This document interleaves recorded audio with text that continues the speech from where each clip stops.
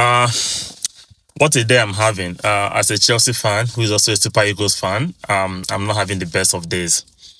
I don't want to talk about Chelsea for now. I want to talk about the Super Eagles of Nigeria. See, look at if you watch that game, the best team won. The best team won from the onset. Morocco. They have a game plan. They had a very decisive game plan, which is stop Nigeria from crossing the ball, stop Nigeria from playing. Stop Nigeria from crossing the ball, stop them from playing. Because once they cross the ball, then it will be I beg your pardon. Osimhen could become more dangerous. Bruno couldn't get no ball into the no crosses over. Osai couldn't get no crosses over.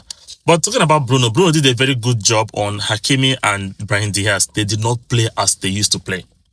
Both teams showed respect to each other, which was expected. And like I said, this was going to be the best game of the AFCON. And it played more than I expected. The tension was so high that you could cut it with a knife. I made a video. I said that Nigeria should expect this stadium to be very hostile. The 11th man always play for the host nation. So the stadium was very hostile for the Super Eagles. The noise was too loud, and it all played in favor of the Moroccans. But apart from the stadium, where did Nigeria lose this game? Nigeria had an opportunity. Yeah, we had to play to the penalty. But when we got to the penalty, Nigeria had the opportunity to put the pressure on the Moroccans. If Chukwueze had stopped chewing his gum and become more serious and put the ball behind the goalkeeper, score that goal, the pressure will have been on Morocco. And once you transfer the pressure to them, their fans will become more agitated. So that didn't happen. As soon as Morocco missed their chance to score, Chukwueze for Nigeria also missed the chance to score. So the pressure now returned back to the Super Eagles. But I'm not going to blame anybody now. We've had a very good run at the AFCON. Nigeria, nobody expected us to get where we are today, especially after our very, I'm going to say abysmal again, World Cup qualifiers. Nobody expected us to get to where we are today. Nigeria is going to play the whole team, the whole North African team. They played Tunisia, they played Algeria, they played Morocco, the host nation. They're not going to play Egypt. We have 4 North African nations who are in this tournament, and Nigeria is going to pass through all of them. And at the end of the day, Nigeria did not lose a match in 90 minutes. Let's take the positives. Nigeria did not lose a game in 90 minutes. So the whole 90 minutes in this tournament, we've not lost any game. But the referee, people are talking about the referee. But before I talk about the referee, I'm still going to explain to you, Super Eagles missed Ndidi in the midfield. We missed Ndidi. Onyedika is a good player, but Onyedika and Ndidi, their levels are not the same. I mean, experience-wise, Onyedika is a young lad who is coming up, and throwing him into that kind of game, it's going to be challenging for him. But he did fairly well. But there are a couple of times when he lost the ball in the midfield, which is very delicate.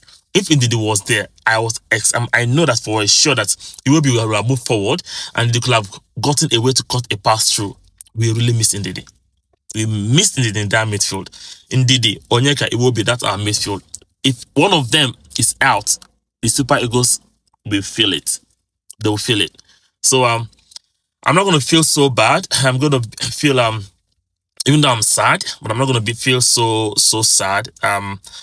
It is not a good thing. I'm not expecting us to go out at this moment. I was really expecting us to go all the way. But don't as if in the beginning of this tournament, I said that the people that I'm expecting to win this tournament is Morocco. Because if you look at in Africa now, they seem to be one of the most serious footballing nation in Africa. And look at football, don't lie. Football don't lie. If you look at FIFA rating now, you're going to see Morocco and Senegal up there.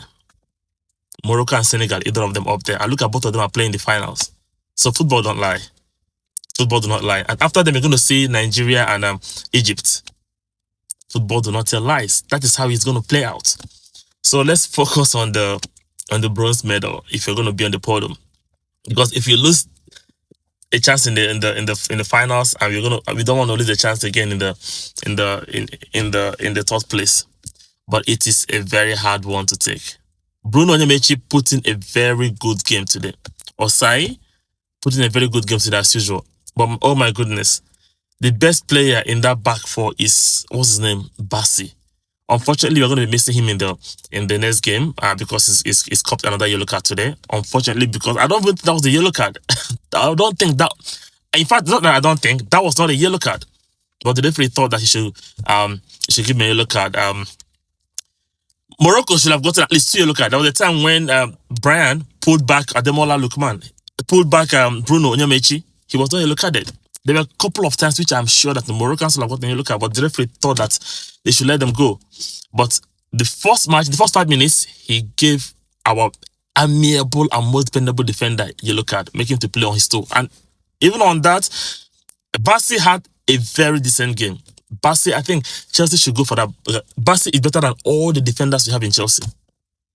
Calvin Bassi is better than all the defenders we have in our centre half. All of them. All of them. Everybody, even the ones in injury, everybody. Calvin Bassi is better than all of them. If Chelsea has someone like Calvin Bassi at the back, Calvin Bassi and Chalobah, we are good to go. So we had a very good game, but we should not really cry so much about it. Morocco, they played better. You could see it from the statistics. We could not.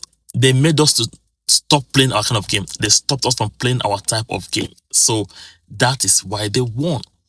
The crowd was behind them, and we let that play into our head. I don't want to start blaming Chukwueze now.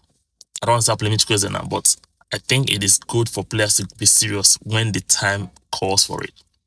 That it's time for you to chew your gum and blow your bubbles. It is not when you want to take a penalty that the whole nation are watching. Over 200, in fact, over 1 billion people in this world are watching you to see what you're going to do. At that point, you're in the spotlight, and what you did was to play a very weak and lazy shot to Bono. Bono, do you know who Bono is? How many goalkeepers in Africa? Bono is the number 1 goalkeeper in Africa. He's the number 1 goalkeeper in Africa, and you're playing, you want to beat Bono with that kind of weak shot. Nah, he didn't do well. All right, guys, let's go and mourn our loss.